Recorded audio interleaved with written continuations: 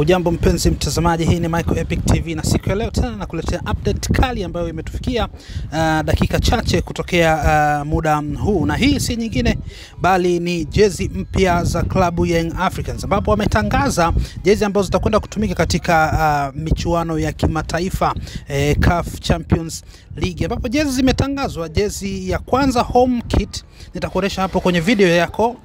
Home kit ni jezi ya njano ambayo ina misitari inaonekana hapo ikiwa na mistari ya pundamilia, lakini ikiwa na alama ya V yenye rangi ya kijani kama ambavyo inaonekana hapo. Hiyo ni jezi ya nyumbani, na jezi ya away ni jezi ya njano ambayo ina alama pia ya pundamilia, lakini ina mraba ambao umechorwa hapo mbele ambao umeoneshwa nembo ya wadhamini, lakini pia na nembo ya klabu yenyewe.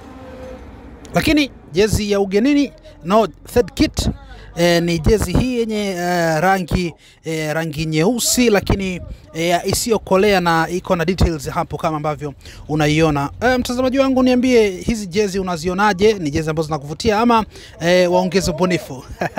Usahau kusubscribe. Hii ni Michael Epic TV.